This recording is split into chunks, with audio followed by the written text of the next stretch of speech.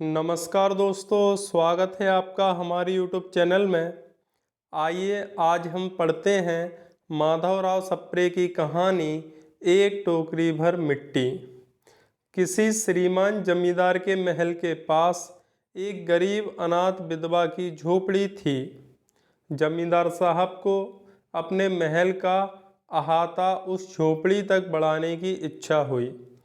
विधवा से बहुतेरा कहा कि अपनी झोंपड़ी हटा ले, पर वह तो कई जमाने से वहीं बसी थी। उसका प्रिय पति और इकलौता पुत्र भी उसी झोंपड़ी में मर गया था। पतोहू भी एक 5 बरस की कन्या को छोड़कर चल बसी थी।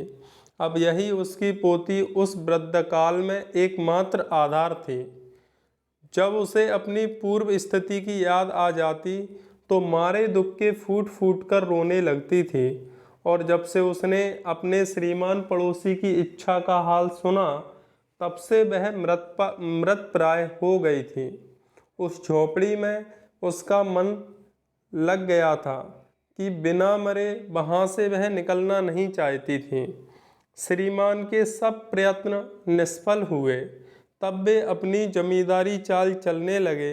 बाल की खाल निकालने वाले वकीलों की थैली गरम कर उन्होंने अदालत से झोपड़ी पर अपना कब्जा करा लिया और विधवा को वहाँ से निकाल दिया।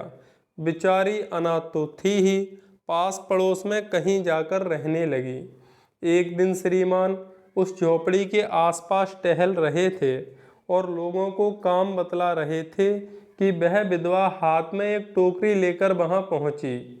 श्रीमान ने उसको देखते ही अपने नौकरों से कहा कि इसे यहाँ से हटा दो, पर वह गिड़गिड़ाकर बोली, महाराज, अब तो यह झोंपड़ी तुम्हारी हो ही गई है, मैं उसे लेने नहीं आई हूँ। महाराज क्षमा करें, तो एक विनती है। जमींदार साहब के सिर हिलाने पर उसने कहा, जब से यह झोंपड़ी छूटी है तब से मेरी पोती ने खाना पीना छोड़ दिया है। मैंने बहुत कुछ समझाया, पर वह एक नहीं मानती। यही कहा करती है कि अपने घर चल, वहीं रोटी खाऊंगी। अब मैंने यह सोचा कि उस झोपड़ी में से एक टोकरी भर मिट्टी लेकर उसी का चूल्हा बनाकर रोटी पकाऊंगी। इससे भरोसा है कि वह रोटी खाने लगेगी। महाराज, कृपा करके आज्ञा दीजिए तो इस टोकरी में मिट्टी ले आऊं। श्रीमान ने आज्ञा दे दी। विधवा झोपड़ी के भीतर गई। वहां जाते ही उसे पुरानी बातों का स्मरण हुआ और अपनी आंखों से आंसू की धारा बहाने लगी। अपने आंतरिक दुख को किसी तरह संभाल कर उसने अपनी टोकरी मिट्टी से भर ली और हाथ से उठाकर बाहर ले आई। फिर हाथ जोड़कर श्रीमान से प्रार्थना करने लगी, महाराज, कृपा करके इस टोकरी को जरा हाथ लगाइए, जिससे कि मैं उसे अपने सिर पर धर लूं। जमींदार साहब पहले तो बहुत नाराज हुए, पर जब वह बार बार हाथ जोड़ने लगी और पैरों पर गिरने लगी तो उनके मन में कुछ दया आ गई। किसी नौकर से न कहकर आप ही स्वयं टोकरी उठाने आगे बढ़े। ज्यों ही टोकरी को हाथ लगाकर ऊपर उठाने लगे, त्यों ही देखा कि यह काम उनकी शक्ति के बाहर है।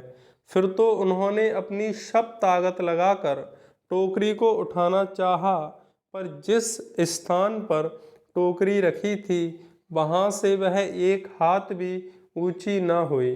वह लज्जित होकर कहने लगे, नहीं, यह टोकरी हमसे न उठाई जाएगी।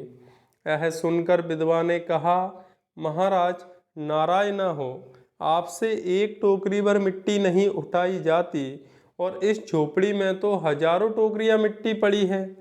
उसका भार आप जन्म भर क्या उठा सकोगे?